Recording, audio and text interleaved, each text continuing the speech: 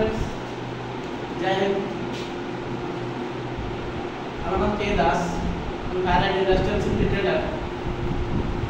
আমি আপনাদের মাস থেকে বলছি খুব গুরুত্বপূর্ণ কয়েকটা বিষয় আপনারা সাবজেক্ট বোর্ডে দেখছেন। এই ছোট্ট ভিডিওর মাধ্যমে আমি আপনাদের জানাচ্ছি যে এইটা যেরকম পিপি, এই যে দেখেছেন না, এটা যেরকম পিপি মানে সেফটি পার্সোনালরা করেন, আপনারা জানেন তো কোন কালারের হেলমেট কারা করে থাকেন, তারা কোন ধরনের কাজ করেন।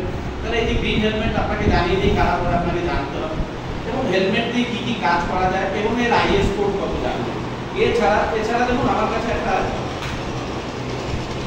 গ্লাসের মতো আছে, এটাও পিপি, আই গগলসের মতো, but it is not goggle, but এটা কিন্তু ওয়েল্ডিং এর জন্য, ওয়েল্ডিং ছাড়াও গ্যাস কাটিং বা ওয়েল্ডিং এর ছাড়াও আরো কাজে ব্যবহার করা যায়। নরমালি আমরা এটাকে বন্ধ করে রাখি, ল্যাবটাকে বন্ধ করে রাখি এবং এটা বরাবর বলছি এটা ওয়েল্ডিং ছাড়া অন্য জায়গায়ও ব্যবহার করা যায়, কিন্তু এটা জানিয়ে দিলাম।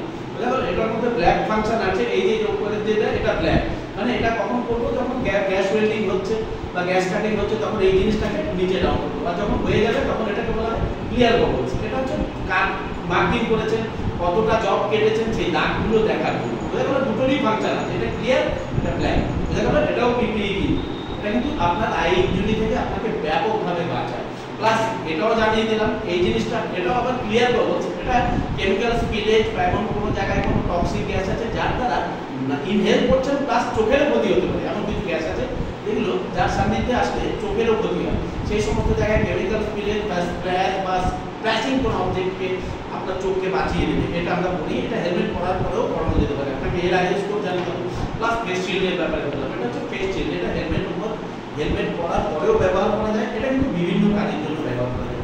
ওয়েল্ডিং এ যে শুধুমাত্র ব্যবহার করা যায় না, এটা কেমিক্যাল এক্সপোজার যেখানে আছে বা অন্যান্য জায়গায়ও কিন্তু আমরা এটাকে ব্যবহার করে থাকি। তাহলে আমরা জানালাম প্রত্যেকটা জিনিসের কি অনুরোধ করলাম আপনাদের জানতে যে এইগুলো সবই কিন্তু পিপি মানে পার্সোনাল প্রোটেক্টিভ ইকুইপমেন্ট।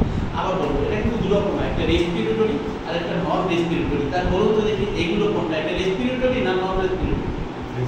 এটা রেসপিরেটরি, এগুলো রেসপিরেটরি নন রেসপিরেটরি। রেসপিরেটরি পিপি যেরকম কি হতে পারে, এগুলো শ্বাস নিতে মদত দেয় মানুষ, কোনো টক্সিক এনভায়রনমেন্টে বা অক্সিজেন কম আছে যেখানে, বা কোনো টক্সিক গ্যাস আছে যেমন কনফাইন্ড স্পেস ইত্যাদিতে, যেমন বিএচ, যার অন্য নাম স্কাবা মানে ব্রিদিং অ্যাপারেটস। বাট এটা তো আর শ্বাস নিতে বা শ্বসনে মদত দেয় না মানুষকে বা সেফটি পার্সোনালকে বা ওয়ার্কারকে বা এমপ্লয়িজকে, তাই এগুলো হলো নন রেসপিরেটরি পিপি। এটা খালি আপনাকে প্রোটেক্ট করে, হিউম্যান বডিকে ইনজুরি থেকে বাঁচায়। তবে একটা কথা লাস্টে ভিডিওটা শেষে বলবো, আমি যে দাগ বলছি fire and industrial safety trainer, PP cannot prevent the accident, but it can reduce the ill effect